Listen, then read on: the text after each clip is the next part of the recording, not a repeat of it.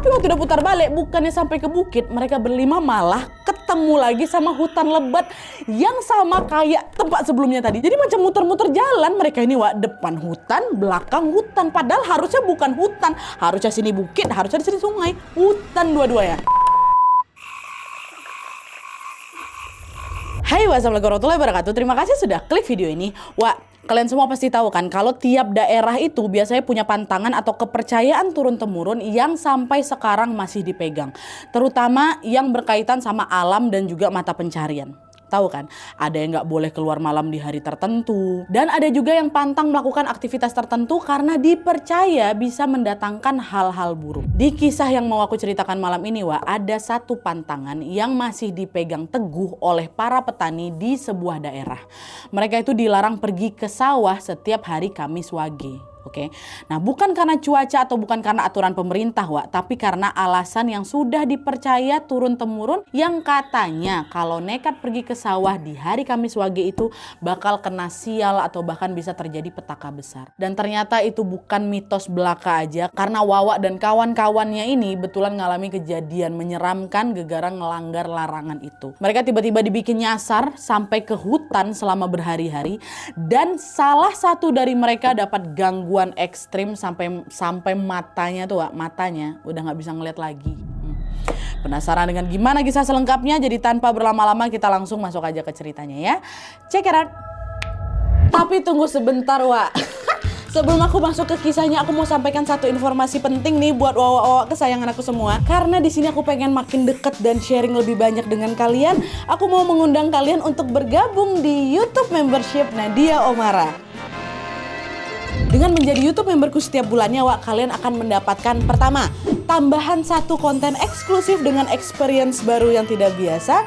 Terus ada kalanya juga nih, konten eksklusif ini bisa menjadi tempat aku dan tim bisa lebih bebas berekspresi lagi, tanda kutip, dan juga menyampaikan informasi detail yang tidak bisa kami sampaikan di konten-konten biasanya. Dan selain itu kalian juga akan mendapatkan badges khusus di samping nama akun YouTube kalian. Dan juga nantinya kalian bisa saling komen dengan berbagai emoji khusus khas Nadia Omara Channel. Tapi ini nggak ada paksaan, Wak, ya, buat kalian yang mau-mau aja. Cara bergabungnya juga gampang sekali, Wak. Kalian tinggal langsung masuk ke halaman channel YouTube Nadia Omara, lalu klik tombol join atau gabung. Dan kalau sudah, kalian tinggal langsung melakukan pembayaran melalui dompet digital yang kalian punya. Udah selesai. Selamat bergabung dan selamat menikmati konten eksklusif dari kami di YouTube membership Nadia Omara. Kita tunggu kalian di room members only ya.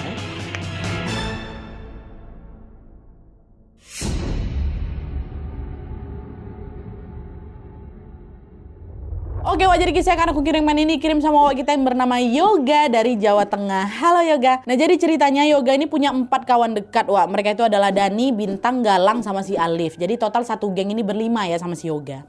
Mereka ini teman satu sekolah dan tinggal juga di kampung yang sama kecuali Dani. Dia beda kampung gitu, Wak. Beda RT. Nah, setiap hari sepulang sekolah mereka selalu main, selalu nongkrong bersama-sama. Kemana-mana pokoknya mereka selalu berlima lah gitu. Nah, suatu hari waktu pulang sekolah, Yoga ini disamperin sama 4 kawannya tadi. Si Dani bilang, geletek yuk, Wak, ke sungai dekat sawah mbahmu, katanya. Nah, geletek ini, Wak, nyari ikan tapi cuma pakai tangan kosong, nggak pakai jaring, nggak pakai pancing, nangkap ikan lah gitu. Yoga langsung ngeiyain waktu itu, boleh lah, Wak, yuk, tapi aku izin sama mbahku dulu ya gitu. Oke, kami juga mau pulang dulu, ganti baju, nanti ketemuan di tempat biasa, Wak, ya. Nah, tempat mereka ketemuan ini di pertigaan kampung. Oke, siap, bubar. Yoga masuklah itu ke rumahnya kan, dia nemuin neneknya. Waktu itu Yoga ini memang tinggal sama kakek sama neneknya, Wak. Yoga izinlah ke neneknya, Mbah, aku mau ngeletek, Mbah, di dekat sawah, Mbah, ya gitu, sama kon-kon aku. Dengar itu marah neneknya, Wak.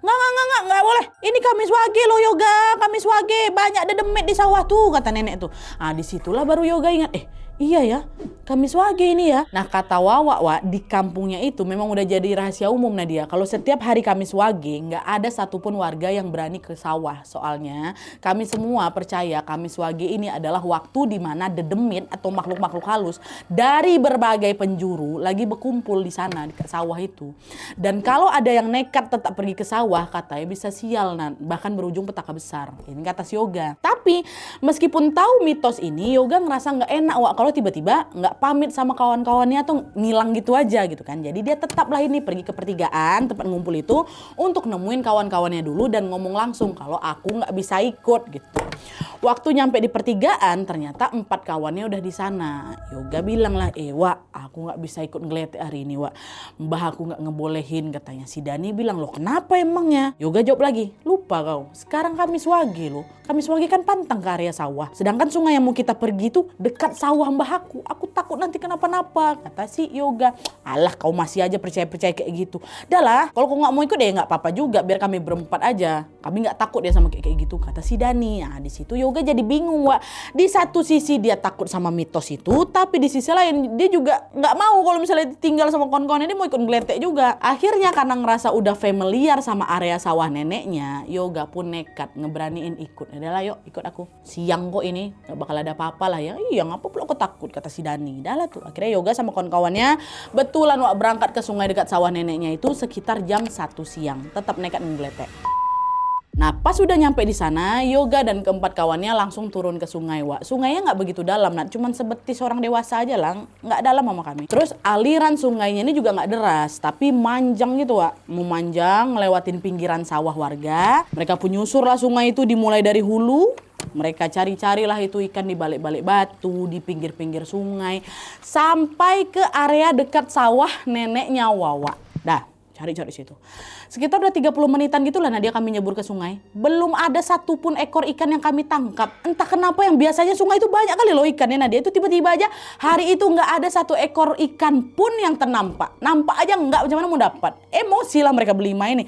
Nah saking emosinya si Dani tadi itu loh, dia ngelempar-lempar batu dari sungai itu ke arah sawah neneknya si Wawa.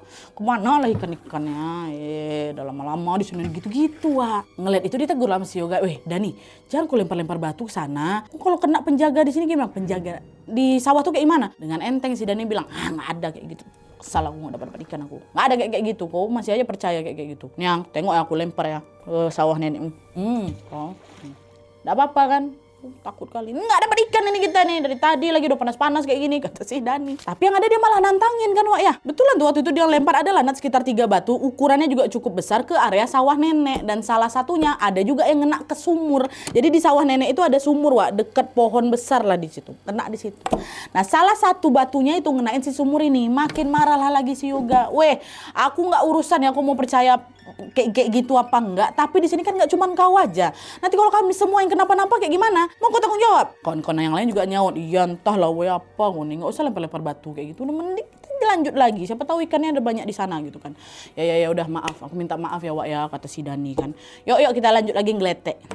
Udah lah tuh, mereka pun lanjutlah nyari ikan lagi sampai sekitar jam 3 sore. Tapi sayangnya Nadia udah sampai jam segitu pun kami nggak dapat satu ekor ikan pun dari berlima ini, nggak dapat. Nah karena ada capek, mereka berlima pun balik, memang belum rezeki kita aja ini. Ikannya lagi ngambek mungkin ya kan. Setelah hari itu semua normal-normal aja, Wak. Masuk di hari-hari berikutnya, barulah kejadian yang menyeramkan terjadi.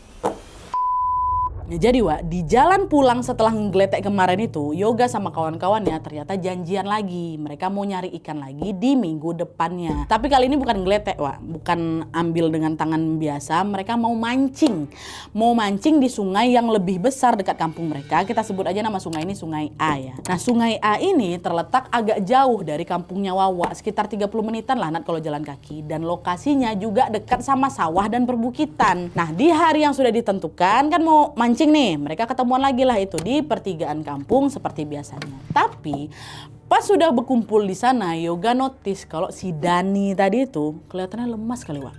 Wajahnya pucat Nadia kan. Ditanyalah sama aku, kok ngapa sakit kau? Pucat kali mukamu. Enggak, kok aman aja kata gitu. Yang betul, kalau sakit udah nggak usah ikut mancing, nanti kok tambah parah pula kata. Enggak aman aku, sehat kok aku kata gitu. Udah ya berangkat katanya. Karena kekeh dia bilang sehat, ya udah aku sama yang lain nggak curiga apa-apa lah kanan ya. Pergilah kami ini, berangkatlah ke Sungai A itu sekitar jam 11 siang. Nah waktu udah sampai sana, mereka mulai tuh Wak mancing-mancing ikan. Sama juga kayak kemarin waktu ngeletek Nadia, hampir 1 jam kami mancing, nggak ada satupun dari kami yang dapat ikan. nggak ada. Akhirnya karena bosan, Yoga sama kawan-kawannya mutusin untuk kita nyebur aja yuk, mandi ke sungai kita yuk. Mereka mandi tuh nyebur semua kan sambil main air. Tapi di situ Dani nggak ikut, Wak. Dia nunggu di cadas sungai itu, di batu besar pinggir-pinggir sungai itu.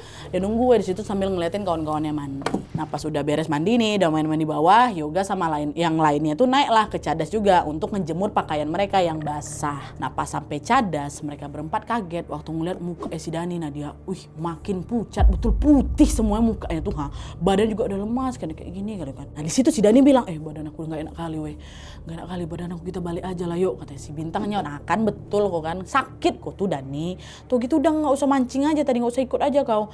Ayolah kita pulang sekarang aja yuk, kata si Dani. Boleh nggak kau tunggu bentar dulu, tunggu baju kami kering dulu, nanti dimarahin pula kita kalau misalnya balik basah-basahan kayak ini sampai rumah, katanya. Ya udahlah nggak apa-apa gitu. Dia nunggu lah kan, memang udah terik juga, biasanya cepet nah dia ngeringin baju itu kan. Akhirnya sekitar jam 3 sore baliklah mereka. Nah waktu mau balik ini, Wak, mereka sengaja lewat jalan yang berbeda dari jalan waktu berangkat. Soalnya mereka mau nyari kelapa muda dulu di area dekat perbukitan. Selain karena mereka haus, mereka juga mikir air kelapa muda ini bisa sedikit menyembuhkan Dani yang lagi lemas gitu. Nah, kita cari kelapa muda dulu yuk gitu. Dan FYI, jalan menuju ke perbukitan ini, Wak, berupa jalan setapak yang kanan kirinya itu udah semak-semak, udah pohon-pohon besar gitu. Jaraknya juga lumayan dekat dari sungai. Kurang lebih paling 10 menitan sampai kalau misalnya jalan kaki. Nah Yoga sama kawan-kawannya emang udah beberapa kali lewat situ. Bukan jalan yang baru lagi untuk mereka ya kan. Nah mereka jalan lah itu beriringan lewat jalan baru ini kan.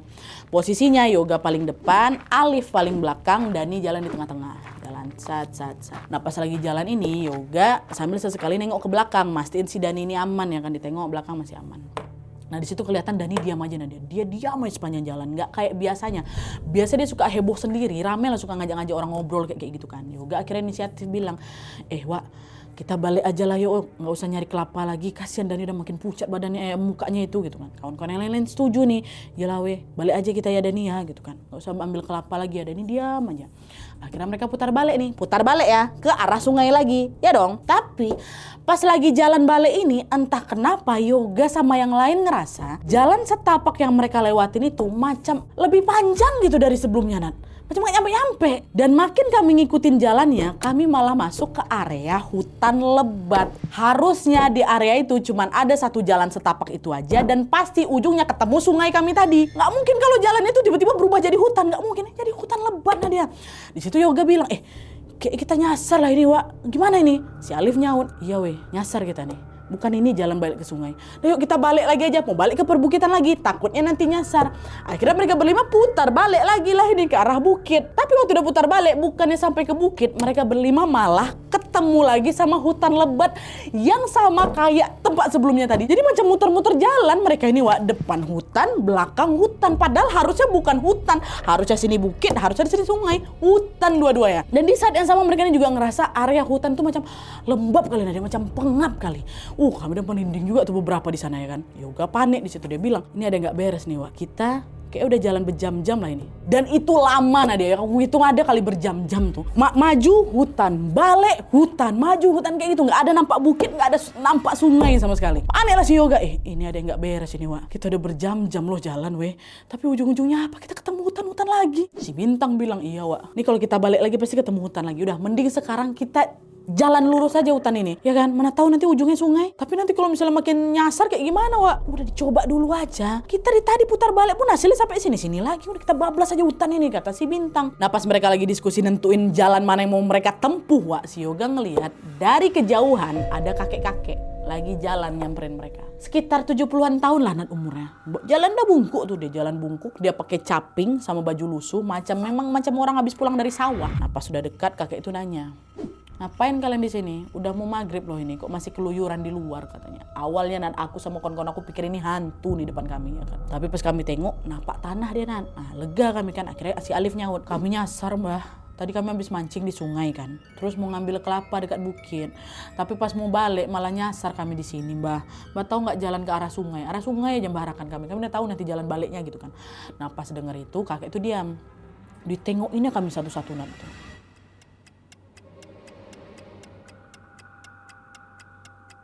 Gitu kan ya. Terus dia juga sempat ngeliat Dani.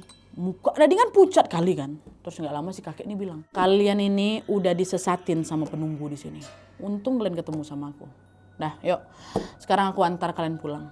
Kasian itu kawanmu udah kayak gitu, katanya menunjuk si Dani. Nah di situ Yoga sama yang lain bersyukur kali Wak, karena akhirnya ada yang bisa nunjukin jalan ya kan. Bukan hantu, betulan nggak ada muka seram-seramnya Nadia. Memang ya kayak manusia biasa gitu kan si kakek-kakek ini. Udah kami ikutin lah si kakek itu dari belakang. Nah di sini mereka diarahkan sama si kakek itu untuk jalan masuk lurus ke hutan, udah nggak usah putar balik. Ya kan, dan nggak nyampe 10 menit Nadia, nggak nyampe 10 menit kami melewati hutan itu langsung ketemu jembatan dekat sungai A. Wah di situ kami udah astagfirullahaladzim, 10 menit aja jalan langsung ketemu sungai itu. Jelas-jelas kami dari tadi udah berjam-jam bolak-balik situ nggak bisa nembus hutan tuh Wak. Macam hutan tuh nggak ada ujungnya gitu loh. Pun waktu ada si kakek itu kami nengok dekat hutan tuh kayak gelap kali, nggak ada ujung, nggak ada kelihatan apa jembatan nggak ada. Tapi terus jalan sama kakek itu udah buka. Tapi udahlah, yang penting kami sudah keluar gitu kan. Nah waktu nyampe di sungai A itu si kakek itu bilang lagi, aku ngantar kalian sampai sini aja ya. Kalian udah hafal kan jalan mau balik ke rumah gitu? Iya mbah, kami udah hafal. Kenapa nggak sekalian balik sama kami aja mbah, kata mereka. Udah kalian pulang duluan aja. Mbah masih ada urusan katanya. Dan akhirnya setelah ngucapin terima kasih, mereka pun berpisah lah di situ. Yoga sama kawan-kawannya terus lanjut jalan ke arah perkampungan. Mbah itu balik badan juga ninggalin mereka. Dan posisinya waktu itu udah maghrib Wak, udah maghrib. Nah nggak lama, nyampe lah nih kan kami berlima jalan pelan-pelan, juga Dani lagi sakit kayak gitu kan. Kami nyampe lah di pertigaan kampung, tempat kami biasa janjian berangkat dan pulang. Ternyata di situ, di pertigaan kampung itu udah ngumpul banyak warga, termasuk diantaranya mama bapak kami, orang tua si Dani, Bintang, Galang, Alip, semua ada di situ. Kakek nenek aku juga ada di situ. Nah dia mereka langsung berlari nyamperin kami yang baru datang itu sambil tenangis-nangis. Nenek aku dipeluk. Wah, Yoga, ya Allah Yoga dari mana aja kau nak? Ma ini udah nyariin kamu 3 hari kau nggak ketemu. Hah? 3 hari katanya. Perasaan aku sama yang lain baru nyasar paling 4 jam nak. 3 hari katanya. Kok bisa nenek aku bilang 3 hari nih? Penasaran lah si Yoga kan. Dia tanya sama neneknya. Apa dia 3 hari? Enggak kok, cuma baru berjam-jam aja. Nenek nggak langsung cerita waktu itu. Dia bilang udah, nggak usah pikirin lagi, udah yuk kita pulang aja dulu. Jadi waktu itu Yoga sama yang lain pun balik lah ke rumah masing-masing. Wah itu bapak mereka juga udah nangis gitu kan. Mereka balik diantarin sama beberapa warga yang ada di situ juga. Waktu udah nyampe rumah barulah Yoga diceritain kalau ternyata sejak Yoga sama kawannya itu pergi mancing Wak, mereka nggak pulang-pulang sampai 3 hari. Sampai warga di sana panik semua nyariin mereka karena mikirnya mereka ini diculik. Yoga ceritalah apa yang dialami. Nek nggak 3 hari Nek. Yang kami alami itu kami mancing. Terus waktu kami pulang mancing, kami mau beli. Nah, itulah tadi ceritainnya. Termasuk soal kakek-kakek yang nunjukin jalan tadi. Ternyata selama mereka bolak-balik berjam-jam itu tuh mereka disasarin di alam sana. Di luar tuh udah 3 hari nungguin mereka Wak, nggak balik-balik. Dan setelah kejadian itu setelah kami disasarin itu besoknya demam tinggi aku langsung. Nggak aku aja. Keempat kawan aku nih semua nggak masuk sekolah, demam semua ya. Sampai beberapa hari mereka nggak masuk sekolah. Ada 1 minggu tuh panas terus badan kami, nggak sembuh-sembuh. Nah, baru sekitar semingguan kondisi mereka mulai membaik dan mereka bisa masuk sekolah lagi ya kan. Nah waktu nyampe sekolah ternyata yang dari 5 orang tadi tuh Wak, yang masuk sekolah cuman si Yoga, Bintang, Galang sama Alif. Dani belum masuk. Dan mereka tuh nggak ada yang tahu gimana kabarnya si Dani ini. Soalnya rumah Dani itu beda kampung Wak, dan jaraknya juga cukup jauh dari kampungnya si Wawa. Dulu kami belum pegang HP Nadia. Mereka taunya ya udah Dani masih demam makanya belum berangkat sekolah. Nggak pas aja waktunya gitu kan, si Dani memang masih sakit aja gitu. Tapi ternyata semua dugaan itu salah total Nat. Karena suatu pagi Pak Ahmad, bapaknya si Dani itu ya, tiba-tiba datang ke rumah aku Dia datang kelihatannya buru-buru kali, mukanya panik. Dia badannya gemeteran dan sambil nangis-nangis si Pak Ahmad ini cerita ke nenek aku. Mbah, tolongin anak saya Mbah. Udah semingguan ini habis pulang dari nyari ikan di sawah jenengan itu, dia tuh jadi sering sakit-sakitan Mbah. Terus tadi pagi waktu bangun tidur, Dani ini tiba-tiba nggak bisa lihat Mbah. Buta matanya Mbah, dia nggak bisa nengok. Tolonglah Mbah, tolong dia, kata kayak gitu. Waktu denger itu kaget lah kami nenek aku apalagi. Karena setahu nenek aku sama kawan-kawan aku nggak jadi ngeletek, kan udah dilarang sama nenek kami swagin ya, nggak boleh ke sana ya. Tapi kan mereka nekat. Nah bapaknya si Dani atau Pak Ahmad ini bilang si Dani jadi sering sakit-sakitan setelah ngeletek ke sawahnya jenengan, berarti tetap pergi kok ke sana ya. Tapi udahlah, dia nggak langsung marahin aku waktu itu Nadia, tapi tahu nenek aku, oh kok bohong ya, aku tetap datang ke sana gitu kan. Cuma di sana nenek Yoga fokus ke Pak Ahmad dulu. Nenek Yoga nanyain lagi kondisi detailnya si Dani nih kayak gimana, dan disitulah Pak Ahmad cerita semua kejadian janggal yang dialami sama Dani sejak dia pulang dari ngeletek di desa di dekat sawah neneknya si Wawa ini. Sekarang kita masuk ke POV-nya si Dani nih. Ini waktu setelah ngeletek ya, bukan waktu mancing ya. Nah jadi Wak, dari POV-nya Dani, pas hari Kamis Wage itu sepulang nyari ikan geletek dekat sawah rumahnya, dekat sawah neneknya Wawa ini, Dani ngerasa capek kali ya. Akhirnya dia tidur lebih awal Wak. Nah pas lagi tidur ini dia mimpi, dia lagi berdiri di pinggir sungai menghadap ke sawah neneknya Wawa sendirian dia. Terus di situ dia ngelihat ada laki-laki tua lagi berdiri di bawah pohon besar dekat sumur. Jaraknya cuma paling 20 meteran lah dari tempat si Dani itu berdiri. Nah si orang ini diam aja Wak, tapi matanya melotot macam orang lagi marah gitu kan. Dan makin lama tatapannya makin tajam dan makin berubah merah menyala. Di situ Dani langsung kebangun ya. Dan ternyata mimpi itu nggak cuma sekali aja. Tiap malam Dani ini selalu mimpi hal yang sama setelah itu ya. Dan sampai-sampai nafsu makannya si Dani itu jadi dia kayak nggak punya nafsu makan lah Wak, gara-gara dia keinget mimpi itu. Nah inilah yang bikin dia ini jadi pucat, jadi sering sakit-sakitan waktu dia mancing ke sungai A itu. Dia nggak makan Wak, nggak enak makan sih, makan muntah kayak gitu. Dani sempat diperiksa ke dokter, tapi kata dokter dia cuma kecapean biasa aja. Akhirnya cuma dikasih obat, terus dah dirawat di rumah. Dan setelah berobat pun Dani masih dimimpiin lagi Wak sama laki-laki tua dekat sawah neneknya si Yoga itu. Terus puncaknya seminggu setelah kejadian Yoga sama kawan-kawannya hilang selama 3 hari itu, setelah mereka balik ke rumah itu, di malam harinya Dani ini ngalamin kejadian yang lebih gong lagi Wak. Jadi 1 minggu setelah dia hilang 3 hari itu, Dani sama kayak kawan-kawannya ikutan sakit juga, demam tinggi kayak gitu ya kan. Tapi setelah 1 minggu sakit, kawan-kawannya kan pada masuk sekolah tuh besoknya. Dia kan gak masuk ke sekolah. Kenapa dia gak masuk sekolah? Karena hari sebelumnya, tumben kali di malam itu dia gak mimpi lagi laki-laki tua dekat sawahnya si Wawa Wak. Dia juga gak mimpin hal-hal aneh yang lainnya di malam itu. Tapi entah kenapa selama tidur dan ini ngerasa ranjang tidur itu macam berguncang di malam itu. Dan rasanya itu macam bukan mimpi. Jadi betulan macam ada beberapa orang yang memang lagi ngeguncang-guncang tempat tidurnya si Dani ini. Dani buka mata lah ya kan. Dan begitu buka mata wah astagfirullahaladzim, shock dia ngelihat ada 4 pocong yang mukanya gosong semua lagi berdiri di sisi kanan kiri ranjang. Dia berdiri. Mereka berdiri terus itunya bergoncang-goncang. 4 pocong. Di situ udah langsung teriak sekencang-kencangnya, tapi suaranya nggak keluar sama sekali Wak. Badannya digerakin tuh nggak bisa, malah sakit badannya tuh Bahkan dia mau menjamin mata ya dia nggak bisa. Ah disitulah si Dani tuh cuman menangis dari situ, dia cuman bisa sambil baca-baca doa dalam hati supaya pocong berempat ini pergi ya kan.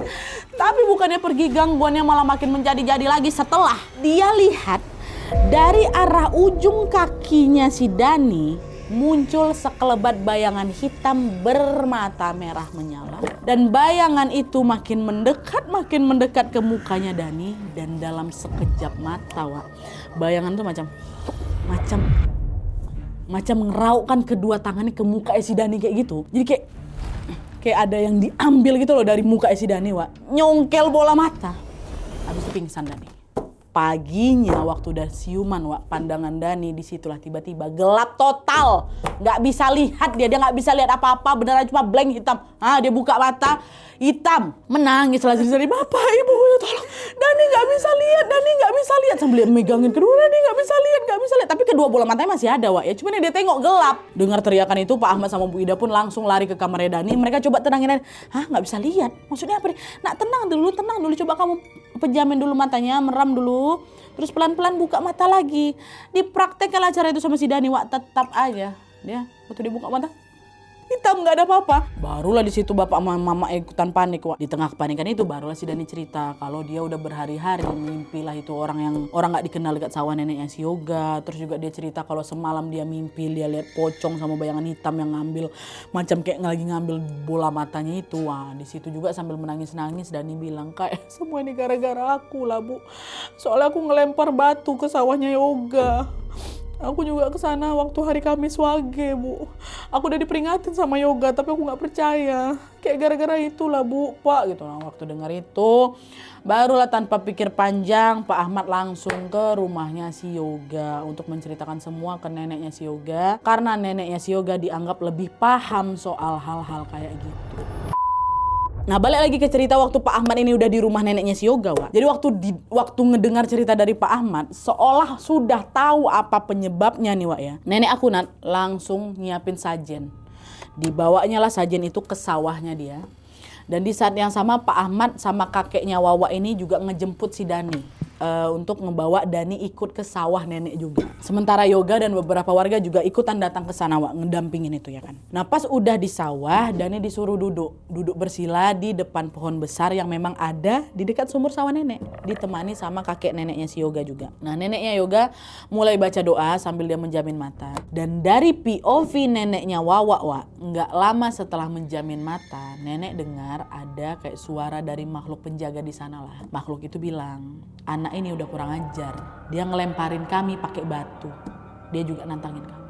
Nah, di situ nenek Yoga bilang, kami ngaku kami salah. Tolonglah maafkan kesalahan anak ini. Kembalikanlah penglihatannya. Kami janji kami nggak akan ngeganggu kalian lagi gitu.